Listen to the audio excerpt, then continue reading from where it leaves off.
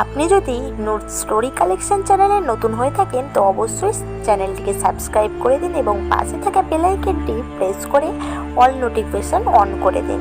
চলে এসেছি আপনাদের কাছে অকথিত আকাঙ্ক্ষা গল্পের দ্বিতীয় পর্ব নিয়ে। পিসি অন করতেই দেখতে পাই পিসিতে ভিপিএন ইনস্টল করা, অথচ আগে কখনো এটাই ভিপিএন ইনস্টল করা হয়নি। মনে কিঞ্চিত সন্দেহ নিয়ে ব্রাউজিং স্টোরিতে ঢুকি। যা দেখি তাতে আমার চোখ চড়ক গাছ হয়ে যায়। মনে শুধু একটাই প্রশ্ন ঘুরছিল, কাজটা কার? আমার স্ত্রী জান্নাতের নাকি তার বোন মনিকার? মনে একরাশ সন্দেহ নিয়ে ডেস্কটপ করে উঠে গেলাম। গেস্ট রুমের সোফায় দু হাত মাথায় নিচে দিয়ে ওপরের দিকে তাকিয়ে শুয়ে আছি। শীতকালে বেশ অনেকদিন ফ্যান না চালানোই মাকড়সারা ফ্যানের পাখার সাথে জাল বুনেছে। এই জালে আদেও কোনো পোকামাকড় ধরা পড়বে কিনা জানা নেই তার। মাকড়সার জালে পোকামাকড় ধরা পড়ুক বা নাই পড়ুক, জান্নাতের ভালোবাসার জালে আমি ঠিকই ধরা পড়ে গিয়েছিলাম। তখন শীতের শেষ, বসন্ত আসবে আসবে করছে। শীতের ঝরে যাওয়া পত্র ফলকের জায়গায় নতুন নতুন সবুজের এক কচি মাথা বের করে আগমনী বার্তায় জানান দিচ্ছে। পাখ পাখালিরা গাছের ডালের আড়ালে নিজেকে লুকিয়ে লুকিয়ে তাদের মিষ্টি কণ্ঠের অসীম সুর তুলে রেখে যাচ্ছিল। আমি গাছের ডালের ভাগ্য করে উঠে দিয়ে তাদের দু একজনকে খুঁজে বের করার চেষ্টা করছি। এমন সময় হঠাৎ করেই সজোরে একটা ধাক্কা খেলাম। কেউ একজন মনে হয় ছুটে এসে আমার গায়ে পড়ল। উঁকি ঝুঁকি দিয়ে সুকন্টি পাখি খুঁজতে খুঁজতে একদমই বেখেয়ালি হয়ে পড়েছিলাম। তাই এরকম একটা ঘটনায় আসলে দোষ টাকার সেটা বুঝতে পারিনি। ধাক্কা খাওয়ার পরে দুজন দুদিকে ছিটে গিয়ে মাটিতে পড়ে গেছে। কয়েকটি কুকুর ঘেউ ঘেউ করে দৌড়ে আসলো। দূর থেকে আক্রমণাত্মকভাবে তেড়ে এলেও আমাকে দেখে ওরা লেজ দুলাতে দুলাতে শান্ত হয়ে যায়। এই পার্কের গাছপালা, কাক, কুকুর আমার সব থেকে কাছের বন্ধু।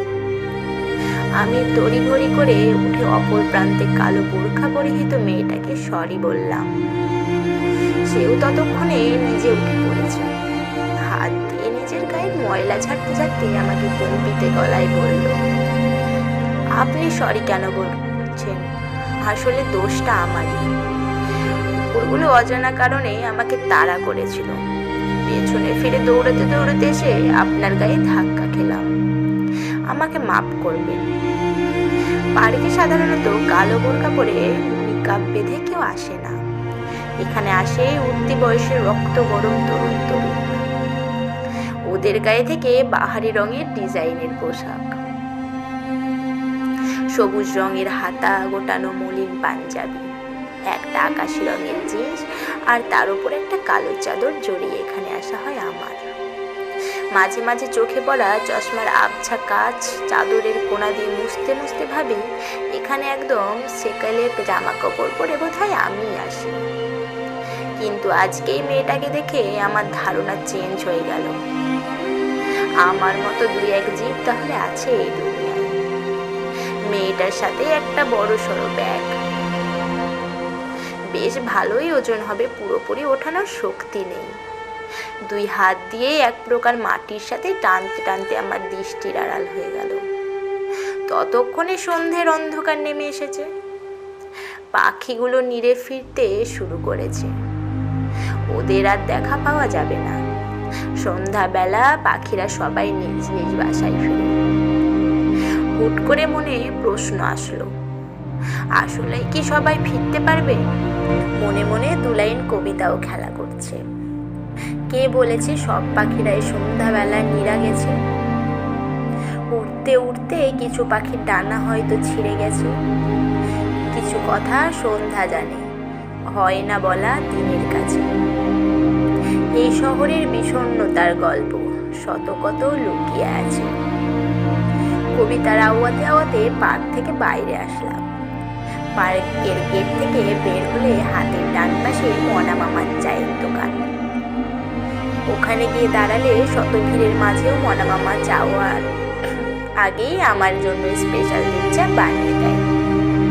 ধুমায়িত গরম চায়ের কাপে কয়েক চুমুক দিতেই চোখে পড়ল কালো বোরখা পরিহিত সে মেয়েটিকে। দু হাতে ব্যাগ মাটির সাথে প্রায় মিশিয়ে টানতে টানতে পার্কের গেট থেকে বের হল। কয়েকটা রিক্সাওয়ালা আপা কই যাবেন বলে মেয়েটাকে পাগল বানিয়ে ফেলেছে। ওদেরকে কোথাও যাব না এই উত্তরটা বারবার দিতে মেয়েটা নিজেই মেজাজ হারিয়ে ফেলেছে। বেশ কিছুক্ষণ ধরে ওকে দেখলাম। ততক্ষণে আমার 4 কাপ চা খাওয়া শেষ। এ পুরো সময়টুকু ওকে পর্যবেক্ষণ করার পর বুঝতে পেরেছিলাম মেয়েটার এখন আসলেই কোথাও যাওয়ার নেই। টুং করে একটা মেসেঞ্জারে একটা মেসেজ আসলো। 1 বছর আগের ভাবনার জগৎ থেকে আমি বাস্তবে ফিরে এলাম। ফেসবুকে সচরাচর আমি অপরিচিতদের অ্যাড করি না, কিন্তু এইমাত্র এই মেসেজটা এসেছে, সেটা অপরিচিত একটা আইডি থেকেই। কেমন আছেন আপনি?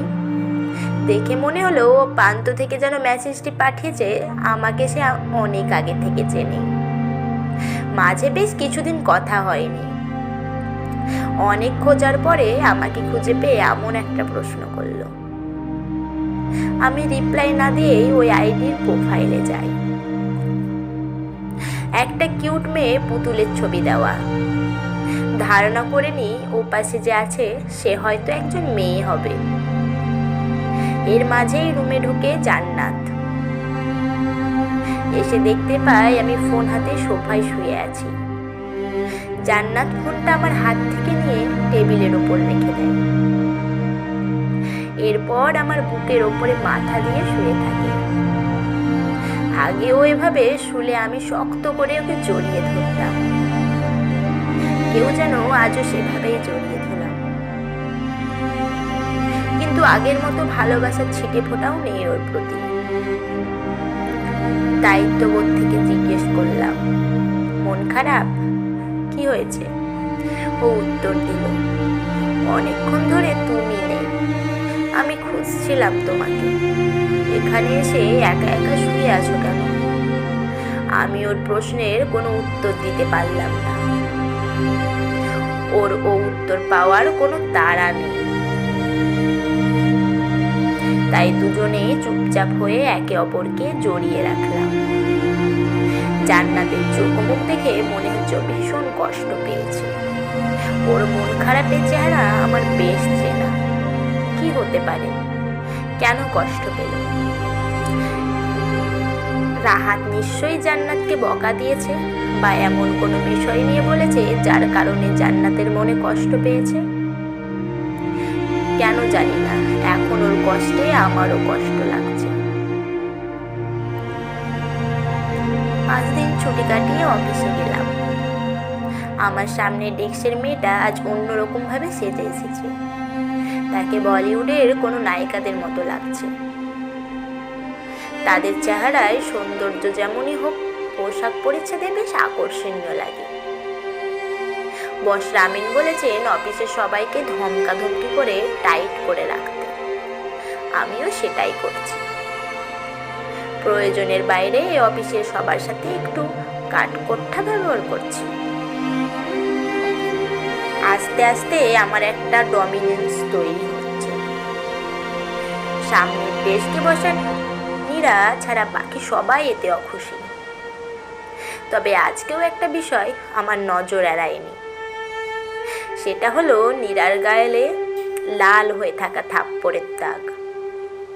ওকে কিছুক্ষণ খেয়াল করার পর বুঝলাম ও আমাকে কিছু একটা বলতে চাচ্ছে, কিন্তু সাহস করে বলতে পারছে না। কেউ কিছু বলার আগেই আমি আঁচ করার চেষ্টা করি সে কি বিষয়ে বলতে পারে। অফিসের কোনো কাজের ব্যাপারে এই মেয়েটি আমার সাথে কথা বলতে চাচ্ছে না,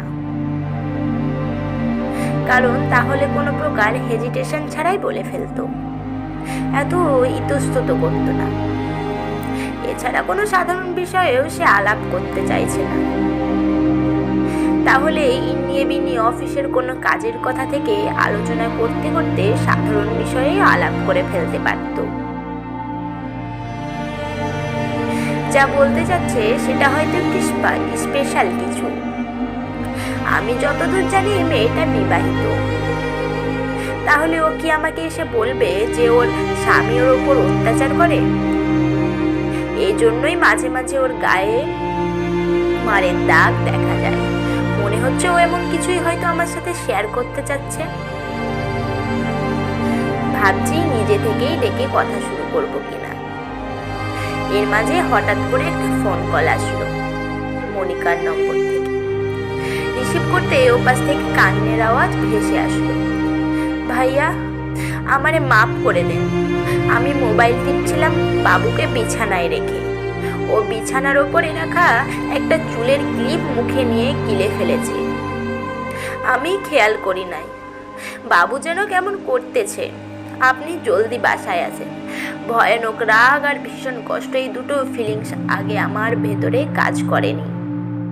আমি চিৎকার করে জিজ্ঞেস করলাম, বাবুর আম্মু কোথায়? মনিকা জানালো আমি অফিসে আসার ঘন্টাখানেক পরেই বাবুকে রেখে বের হয়ে গেছে। আমি কল কেটে জান্নাতকে কল দিলাম। Phone switch off. মাথার উপরে আকাশ ভেঙে পড়ল আমার। চেয়ার থেকে সুটটা টান মেরে নিয়ে দৌড়ে অফিস থেকে বের হলাম। রাস্তায় রিক্সার জন্য দাঁড়ানোর সময় নেই। উদ্ভ্রান্তির মতো আমি ছুটে চলছি। কখন যেন আমার পেছনে পেছনে স্কুটি নিয়ে নীরা চলে এসেছে। আমাকে দৌড়তে দেখে বলল, স্কুটিতে উঠুন। কোথায় যাবেন? আমি নিয়ে যাচ্ছি। এক লাফে স্কুটিতে উঠে ওকে বাসার ঠিকানা বললাম। ও যত দ্রুত পারে স্কুটি চালাতে লাগলো।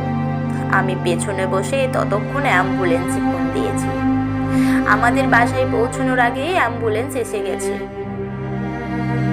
সাথে ছিল একজন অভিজ্ঞ শিশু বিশেষজ্ঞ। আমি, নীরা এবং ডাক্তার তিনজনই দৌড়ে বাসায় যাই। মনিকা জারাকে কোলে নিয়ে বসে আছে। মনিকার অ্যান্ড্রয়েড ফোন ফ্লোরে পড়ে রয়েছে। ও আমাকে ওর বাটন ফোন থেকেই কল করেছিল। ওটা হাতে নিয়ে জান্নাতকে মোবাইলে বারবার ডায়াল করে যাচ্ছিল মনিকা। যারা চোখ মুখ লাল টকটকে হয়ে আছে। ওর গলা থেকে কেমন যেন একটা শব্দ আসছে। নিঃশ্বাস নিতে কষ্ট হচ্ছে। শরীর বেঁকে যাচ্ছে। এমন দৃশ্য আমার জন্য সহ্য করা অসম্ভব। আমি চোখ বন্ধ করে ফেলি। তবে একটা বিষয় আমার এবং নীরার নজর এড়ায়নি। ফ্লোরে পড়ে থাকা মনিকার অ্যান্ড্রয়েড মোবাইলে তখন ফ্রন্ট ভিডিও ক্লিপ চলছিল। ডাক্তার সেটাকে খেয়াল করার আগেই নীরা ফোন উঠে পাওয়ার বাটন টিপে দেয়। ওদিকে মাথা ঘামানোর মতো সময় আমার ছিল না। মনিকা এবং জারাকে নিয়ে অ্যাম্বুলেন্সে বসি। অ্যাম্বুলেন্সের হসপিটালের উদ্দেশ্যে ছুটে চলে যায়। স্কুটি নিয়ে আমাদেরকে পেছন পেছন ফলো করে নীরা। জারার অবস্থা অনেকটা খারাপ। ওকে অক্সিজেন মাস্ক দেওয়া হয়েছে। অ্যাম্বুলেন্স এসে দাঁড়ায় একটা সিগন্যালের সামনে। এখানে কতক্ষণ থাকতে হয় কে জানে। এখনকার এক সেকেন্ডও আমার কাছে 1 বছরের মতো লাগছে। আচমকা আমার চোখ আটকে যায় সিগন্যালে আমাদের অ্যাম্বুলেন্সের পাশ ঘেঁষে দাঁড়িয়ে থাকা একটা বাইকে। জান্নাত হেলমেট পরিহিত একটা লোকের বাইকের পেছনে বসে সে 2 হাত দিয়ে কান চেপে ধরে রেখেছে। অ্যাম্বুলেন্সের টানা প্যাপো করে বাজতে থাকা শব্দ হয়তো তার কানে বিষ লাগছে। কিন্তু সে কি আদেও জানে এই অ্যাম্বুলেন্সের রোগী হিসেবে কে আছে? তার নিজ দেহ থেকে জন্ম দেওয়া একমাত্র ফুটফুটে কন্যা সন্তান। অ্যাম্বুলেন্স হাসপাতালের গেটে পৌঁছানো মাত্রই জারাকে এমার্জেন্সির দিকে নিয়ে যাওয়া হয়। এমার্জেন্সি ক্যাবিনেটের গেট পর্যন্ত আমি, নীরা এবং মনিকা তিনজনই ছুটে গিয়েছিলাম। মনিকার চোখে মুখে উৎকণ্ঠার ছাপ স্পষ্ট। আমার নিজের অবস্থা খাঁচায় আটকা পড়া ঘুঘু পাখি নিজের মুক্ত করার জন্য যেমন ছটফট করে, ঠিক সেই রকম। নীরা সব কিছুই দেখে হতভম্ব। আমার কাছে মনে হচ্ছিল সময় খুব ধীরে ধীরে অতিবাহিত হচ্ছে। তাই অনুমান করে বলতে পারবো না ঠিক কতক্ষণ পর জান্নাত আমাকে কল করেছিল। ফোন রিসিভ করা মাত্রই ওপাশ থেকে জান্নাতের কণ্ঠে চিৎকার করা আহাজারি শুনতে পাই। সম্ভবত কোনো প্রতিবেশীর মাধ্যমেও জারার ব্যাপারের খবরটা পেয়েছে। জান্নাতকে সেদিন সত্যিই আমার অনেক কিছু জিজ্ঞেস করার ছিল, কিন্তু কেন যেন ওকে কিছুই জিজ্ঞেস করতে ইচ্ছা করেনি।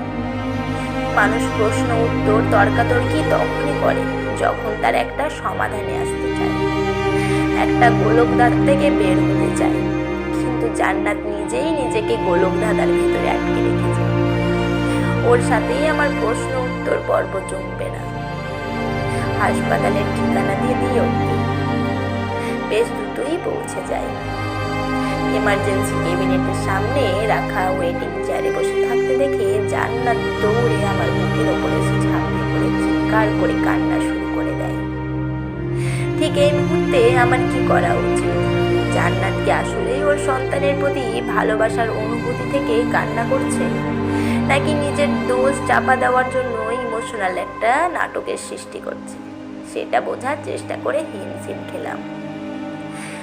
জান্নাতের মুখের দিকে তাকালেই আমার পুরোপুরি শরীর অবিশ্বাসের বিষে বিষিয়ে ওঠে।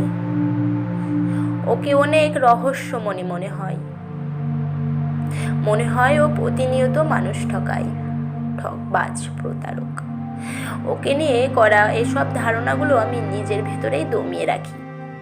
বাইরে এমন একটা ভাব দেখায় সব কিছুই ঠিক আছে। জান্নাতের কান্না দেখে আমারও নিজের ওপর আর কন্ট্রোল থাকলো না। জান্নাতকে আমি ভালো না বাসলেও যারাকে অনেক বেশি ভালোবাসি। আমার দু চোখের কোণা থেকে অশ্রু গড়িয়ে পড়ে। দু হাতে জান্নাতের জড়িয়ে ধরে বলি, সব ঠিক হয়ে যাবে। যত বড় অপরাধী হোক, জান্নাত একজন মা। একজন মায়ের কাছে সন্তানের এমন দুরবস্থার সময় চারিদিক ভীষণ অন্ধকার লাগে। আমি এই অবস্থায় ওকে আমার কোনো কথা কিংবা কাজের মাধ্যমে অস্থিতিশীল পরিস্থিতিতে ফেলতে চাচ্ছি না। মনিকার চোখ মুখ থেকে উৎকণ্ঠার ছাপ চলে গেছে। একটু দূরে বসে মনিকা ও নীরা নিজেদের মাঝে কথা বলছে। মনিকা মাঝে মাঝে দাঁত বের করে হাসছে। ওকে দেখলে আমার অসহ্য লাগছে। নীরার চেহারায় গাম্ভীর্যতায় পরিপূর্ণ। ওরা কি বিষয় নিয়ে এতক্ষণ খোশালাপ করছে তা আমার বোধগম্য নয়, জানতেও চায় না। খানিক বাদে এমার্জেন্সি ক্যাবিনেট থেকে একজন ডাক্তার বের হয়ে এসে আমাকে ইশারা দিয়ে ডাকলে। আমার মুখটা ধক করে ওঠে। আমি উঠে ডাক্তারের কাছে যেতেই চাইলে জান্নাত আমাকে আটকায়। কোথায় যাচ্ছ? আমিও যাব। জবাবে বলি, একটু বসো, আমি শুয়ে আসি ডাক্তারের কি বলে। জান্নাতের এক চোখ অবিশ্বাসে নিয়ে আমার দিকে তাকিয়ে বসে রইল। আমি উঠে ডাক্তারের কাছে গেলাম। তিনি বললেন, মোহাম্মদ আলম, আপনার কন্যার অবস্থা আশঙ্কাজনক। চুলের ক্লিপে থাকা সূচালো অংশ ওর গলার নরম মাংসের ভেতরে বেঁধে গিয়েছে। খুব তাড়াতাড়ি একটা অপারেশন পারফর্ম করতে হবে। এবি পজিটিভ ব্লাডের ব্যাকআপ এবং $10,00,000 ম্যানেজ করুন। ডাক্তারের কথা শুনে মনে হচ্ছিল আমি টাল সামলাতে না পেরে ফ্লোরে পড়ে যাব। $10,00,000 ম্যানেজ করা কোনো ব্যাপার না। আমার নিজের একটা ফ্ল্যাট আছে, ওটার কাগজপত্র জমা দিয়ে $10,00,000 ম্যানেজ করা যাবে। কিন্তু যারার অবস্থার কথা চিন্তা করে আমি নিজেকে আর সামলাতে পারছি না। দ্রুত পায়ে হেঁটে জান্নাতের কাছে এসে বললাম, তুমি মনিকাকে নিয়ে যারার কাছে এখানেই থাকো, আমি আসছি।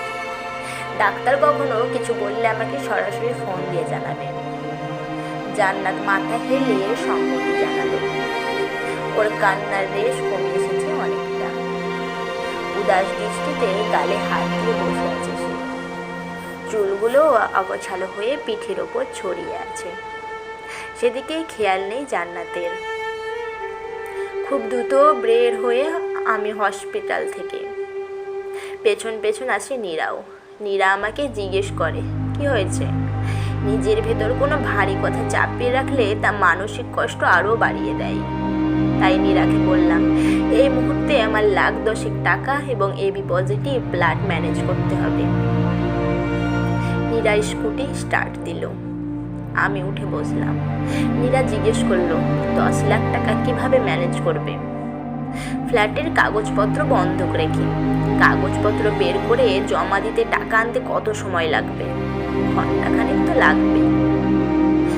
অনেক সময়ের ব্যাপার। আমার যারার জন্য সত্যি খুব টেনশন হচ্ছে। নীরা যে টেনশন করছে সেটা ওর স্কুটি চড়েই বুঝতে পারছি। স্মুথলি ড্রাইভ করতে পারছে না। এভাবে চালাতে নিজেদেরও কোনো বাস বা ট্রাক নিচে চাপা পড়ে হাসপাতালে অ্যাডমিট হতে হবে। নীরা নিজ থেকেই বলল 5 মিনিট সময় দরকার। একটা পার্কের পাশে স্কুটি দাঁড় করাই নীরা। পরন্ত দুপুরে একদমই ফাঁকা ছোট পার্ক। নীরা হেঁটে ভেতরে ঢোকে। পেছন পেছন আমিও আগাই। আমার মনে যারার অস্থিরতা বিরাজ করছে। নীরা একটা মোটা গাছের নিচে গিয়ে দাঁড়ায়। আমার দিকে তাকিয়ে বলে, আলো, এদিকে আসো। আমি গুটি গুটি পায়ে ওর দিকে এগিয়ে যাই। নীরা আমার দিকে তাকিয়ে বলে, আমার অদ্ভুত একটা ইচ্ছে আছে, আপনি পূরণ করতে পারবেন? আমি নিঃস্বর কণ্ঠে জিজ্ঞেস করলাম, কি ইচ্ছা? নীরা একটু ইতস্তত করতে করতে বলল, আমাকে একটা থাপ্পড় দিতে পারবেন? যত জোরে পারেন। কি বলছো এসব? জি, ঠিকই শুনেছেন। এটা কেমন ইচ্ছে? সময় নষ্ট করবেন না প্লিজ, আমাকে প্লিজ একটা থাপ্পড় দিন। শিওর? হ্যাঁ। আমি হালকাভাবে ওকে একটা থাপ্পড় মারলাম। চটাস করে উঠল। মনে হচ্ছে একটু বেশি জোরে মেরে ফেলেছি, কিন্তু আমার ধারণা ভুল। নীরা দাঁত কিটিমিটিয়ে বলল, আর জোর নেই গায়ে, জোরে মারতে বলছি, এত আস্তে কেন? ওর কথা শুনে একটু বিরক্তিকর মনে হলো আমার কাছে। যেহেতু নিজ থেকেই চাইছে তাই সজোরে ওর গালে একটা চড় লাগালাম। ওর ঘাড় ঘুরে গেল। হাতের কয়েকটা আঙুলের ছাপও ওর ফর্সা গালে বসে লাল হয়ে আছে। ও যখন আমার দিকে তাকালো তখন ওর চাহনি দেখে মনে হলো ও একটা ম্যাচের অবিস্ফোরিত কাঠির মতো হয়েছিল এতক্ষণ। ম্যাচের কাঠি ঘষা দিলে ছোট্ট একটা বিস্ফোরণের মাধ্যমে যেমন আগুন জ্বলে ওঠে, আমার থাপ্পড় খেয়েও নীরা সেভাবেই জ্বলে উঠেছে। হুট করে ওর ডান হাত দিয়ে আমার জামার কলার চেপে ধরে, অন্য হাত দিয়ে আমার মাথার পেছনের চুল খামচে ধরে আমার ঠোঁটে ওর নরম ঠোঁট গুঁজে দেয়। নীরার ডান হাত আমার কলার ছেড়ে গলায় চলে আসে। ধারালো নখগুলো বেশ কয়েকটা লাল রেখা এঁকে দেয় আমার শরীরে। এভাবে কয়েক সেকেন্ড। এরপর ছোট একটা ধাক্কা মেরে আমাকে সরিয়ে দেয় ও। আমার দিকে এমন নজরে তাকিয়েও হাঁপাচ্ছিল যেন আমি ওর সামনে একটা ছোট্ট হরিণ, আরো ক্ষুধার্ত বাঘিনী। এই ছোট্ট কয়েক মুহূর্ত কি হয়ে গেল তা বুঝতে উঠতে আমার বেশ সময় লাগবে। আমার মাথায় তখন সবকিছু ছাপিয়ে যারার চিন্তা ঘুরপাক খাচ্ছে। আমি শার্ট ঠিক করে ওর সামনে থেকে চলে আসার জন্য পা বাড়ালাম। পেছন থেকে নীরা অন্যরকম একটা কণ্ঠে আমাকে ডাক দিয়ে বলল, এই my master, I will give you the money, full 10 lakhs. You just have to make me sure. ওর কথাগুলো আমার মাথার উপর দিয়ে গেল। আমি পেছনে ফিরে তাকালাম। নীরা আমার দিকে এগিয়ে এসে বলতে লাগলো, টাকার ব্লাড আমি ম্যানেজ করে দিচ্ছি, আমার 1 ঘন্টাও সময় লাগবে না, কিন্তু একটা শর্ত আছে। আমি অস্ফুট কণ্ঠে জিজ্ঞেস করলাম, কি শর্ত? নীরা উত্তর দিল, তোমাকে আমার সাথে বন্ডেজ ক্লাবে যেতে হবে। বন্ডেজ কি? আজ রাতে গিয়ে গুগলে দেখে নিও। নীরার স্কুটির পেছনে চড়ে হাসপাতালের দিকে যাচ্ছি। ওর কার্ড থেকে পেমেন্ট করা যাবে। ব্লাডের ব্যবস্থাও করেছে। মাথায় যারা চিন্তার পাশাপাশি অন্য একটা প্রশ্ন ঘুরপাক খাচ্ছে। তাহলে এতদিন নীরার শরীরে যে আঘাতের চিহ্নগুলো দেখেছিলাম সেগুলো ইচ্ছাকৃতভাবেই নিজের শরীরে দিয়েছে কিনা। খুব শীঘ্রই আমার চিন্তাভাবনা থেকে নীরার ব্যাপারটা হারিয়ে গেল। আমার মাথায় তখন ঘুরছিল যারা কেমন আছে, ওর কি অবস্থা। হাসপাতালে পৌঁছাতে আমার বেশি সময়ের প্রয়োজন হয় না। ডাক্তারের সাথে কথা বলে টাকা পেমেন্টের ব্যবস্থা করে নীরা। জোগাড় হয়ে যায় এবি পজিটিভ ব্লাডও। দুঃসময়ে নীরা এমন হুট করে এগিয়ে আসাটা সত্যি কল্পনার বাইরে ছিল আমার। তবে পৃথিবীতে একদম শুধু শুধু কেউ কিছু করে না। ওর সাথে বন্ডেজ ক্লাবে যেতে হবে। বন্ডেজ ক্লাব কি সেটা আমি এখনো জানি না, তবে হয়তো কোনো নাইট ক্লাব টাইপ কিছু হবে একটা। তবে যাই হোক, আমার যেতে কোনো আপত্তি নেই। যারার জন্য আমি সব কিছু করতে রাজি আছি। খুব দ্রুততম সময়ের ভেতরে যারার অপারেশনের ব্যবস্থা হয়ে যায়। বেশ কয়েকজন সিনিয়র ডাক্তার মিলে একত্রে অপারেশন পরিচালনার কাজে হাত দেয়। নীরা সব কাজ শেষ করে ওর নিজের বাসায় ফিরে যাওয়ার সিদ্ধান্ত নেয়। যাওয়ার আগে সবার আগোচরে আমার দিকে তাকিয়ে মুখ ব্যাকা করে একটা ভেঙচি কাটে। জান্নাতের শারীরিক অবস্থার অবনতি ঘটেছে। ও বার দুয়েক বমি করেছে, প্রেসার লো হয়ে গেছে। ডাক্তার ওকে চলে যেতে বলে সত্ত্বেও চুপচাপ চেয়ারে হেলান দিয়ে বসে অপলক সুন্দর তাকিয়েছে। মনিকার কাছে শুনতে পায় জান্নাত তার মোবাইল ফোনটি আছাড় মেরে ভেঙে ফেলেছে। আমি তখন চলে যাওয়ার পর মনিকা বলেছে আমি শুনেছি, এইটুকু। জান্নাতের কোনো কার্যক্রম আমার এখনো কোনো প্রভাব ফেলেনি, কারণ তখন আমার মন মস্তিষ্ক অনুভূতির পুরোটুকু জুড়ে শুধুমাত্র যারার কথা ঘুরপাক খাচ্ছিল। চেয়ারে বসে থাকা, প্রায়চারি করা, সৃষ্টিকর্তাকে ডাকা। ওটির রুম থেকে কখনো ডাক্তাররা বের হবে তার অপেক্ষায় তীর্থের কাকের মতো ওটির লোহার দরজার দিকে তাকিয়ে থাকা ছাড়া আমার আর কিছুই করার ছিল না। মনে মনে অনেক বেশি হতাশ হয়ে একটা চেয়ারে বসি।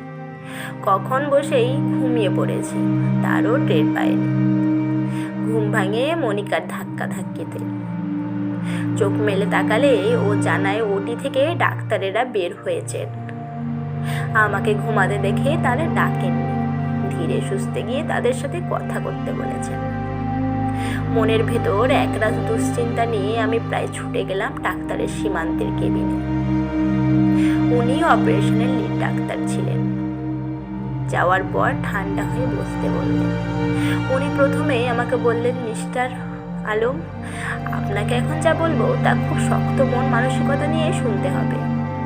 হয়তো কোনো সিন ক্রিয়েট করবেন না। পৃথিবীতে চাইতে না চাইতে অনাকাঙ্ক্ষিত অনেক ঘটনা ঘটে থাকে, এবং যা একবার ঘটে যায় তা হাজার চেষ্টা করলেও বদলানো যায় না।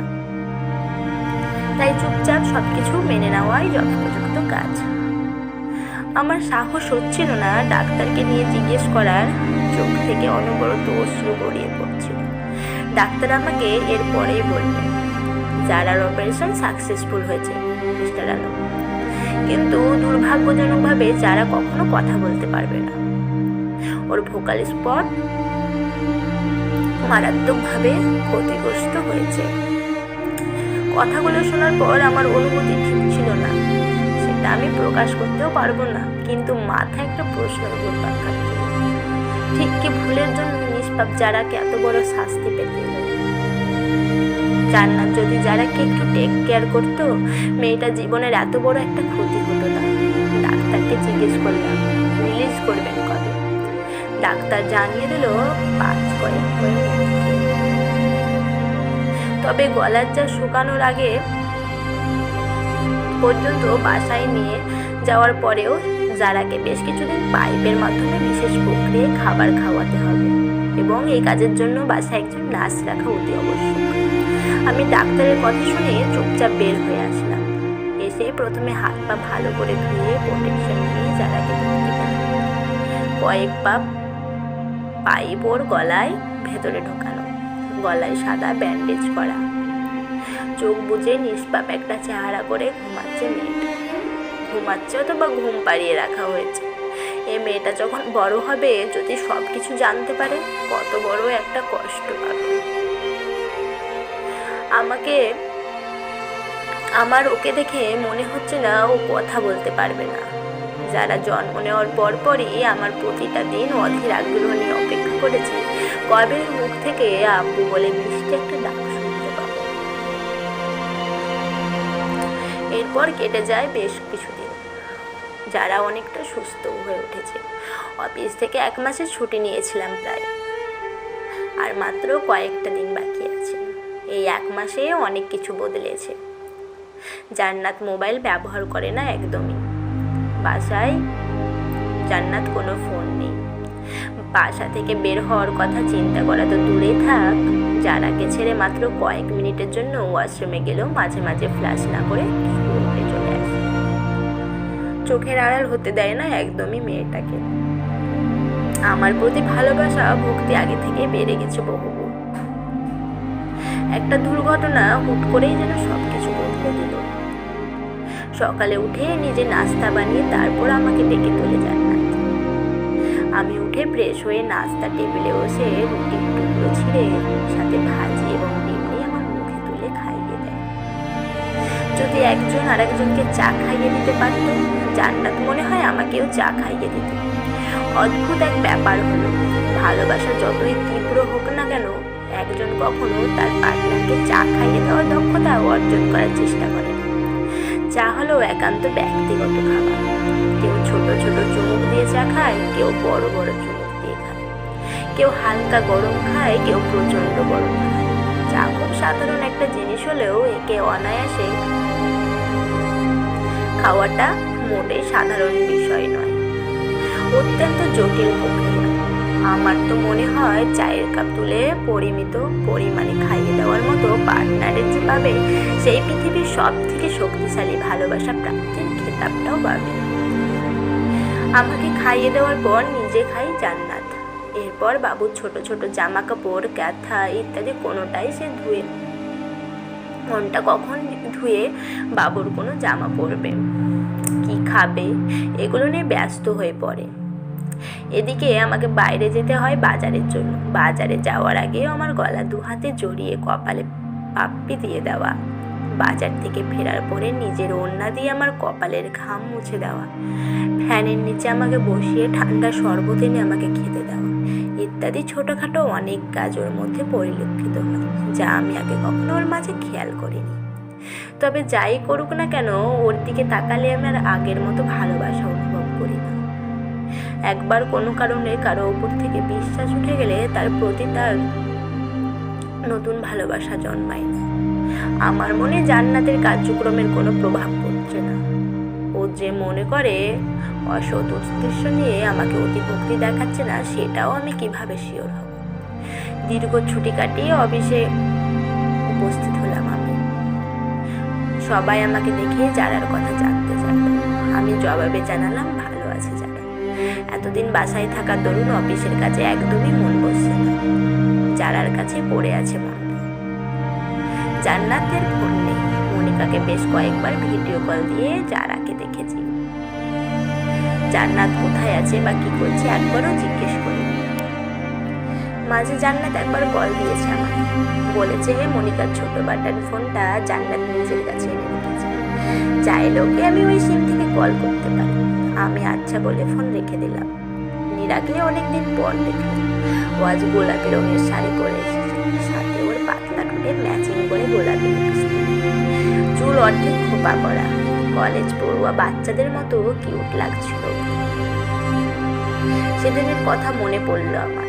ওকে একটা থাপ্পড় দিলে ওর সাদা গালটা একেবারে লাল টুকটুকে হয়ে যাবে। মনে মনে হাসছিলাম আমি।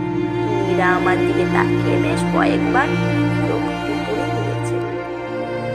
হুট করে আমার মনে পড়লো বনটেজ গিয়ে সেটা গুগলে দেখতে।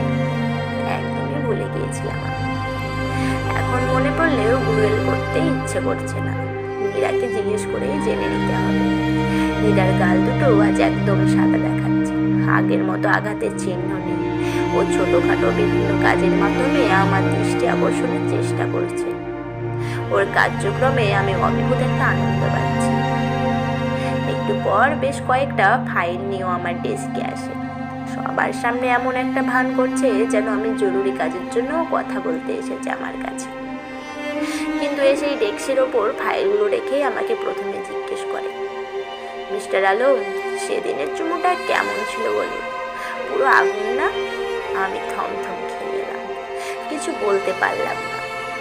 নীরা ওর ঠোঁট দুটোর ওপরে নিজের জিহ্বার ঘুরিয়ে নিয়ে আমার দিকে তাকিয়ে বলল, তোমার লিপসগুলো খাঁটি মদের মতো। তোমার বউ নিশ্চয় এতদিন তোমাকে খেয়ে নেশা করেছে, তাই না? ওর এমন সরাসরি কথাবার্তা শুনে আমার কথা ঘুরিয়ে যায়। পরিস্থিতি স্বাভাবিক করতে জিজ্ঞেস করি, তুমি না বিবাহিত? তোমার হাজবেন্ড এসব জানলে তোমার ডিভোর্স হয়ে যাবে। ও উত্তর দেয়, ডিভোর্সটা আমি ওকে দিয়েছি। একে তো নিজে কোনো জব করতো না, খেতো বইয়ের টাকায়, আর বউকে সন্তুষ্ট করার মতো শক্তিও ওর ছিল না। নীরার কথা শুনে কি বলবো বুঝতে পারছিলাম না, তবে ওর সাথে কথা চালিয়ে যেতে ভালো লাগছিল আমার। জান্নাত বেশ কয়েকবার কল দিয়েছে। নীরার সাথে কথা বলার রেস্টটা নষ্ট করতে চাইনি, তাই ফোনটা পিক করি। গল্পে গল্পে এক পর্যায়ে জিজ্ঞেস করে ফেলি, আচ্ছা বন্ডেজ ক্লাব কি? আমাকে বলো তো খুলে। তুমি ধারণা নাওনি? না, সমস্যা নেই, আজ অফিস ছুটির পরে তোমাকে নিয়ে যাব, সবে নিজের চোখে দেখে নিও। যাবে আমার সাথে? অবশ্যই যাব। আচ্ছা, বেশি সময় ব্যয় করা যাবে না, তোমার দেখছি সবারই চোখে লাগবে। আমি উঠি এখন। আচ্ছা। নীরা চলে যাওয়ার পর আবার যখন জান্নাতের কল আসলো, রিসিভ করলাম। জান্নাত জানালো তার অনেক একা একা লাগছে। আমি কখন বাসায় ফিরবো জানতে চাইল। এমনিতে তো 5টার পরে বাসায় ফিরি, তবে ওকে জানালাম অফিসের জরুরি কাজ পড়ে গিয়েছে, ফিরতে অনেক রাত হবে। এর পরবর্তী পর্বের জন্য আমাদের চ্যানেলটির সঙ্গে যুক্ত থাকুন। আমরা খুব শীঘ্রই পরবর্তী পর্ব নিয়ে আপনাদের সামনে উপস্থিত হব। অকথিত আকাঙ্ক্ষা গল্পের প্রতিটি পর্ব পেতে হলে নিচে দেওয়া ডেসক্রিপশন বক্সে যেতে হবে এবং সেখানে সকল পর্ব পেয়ে যাবেন আপনি।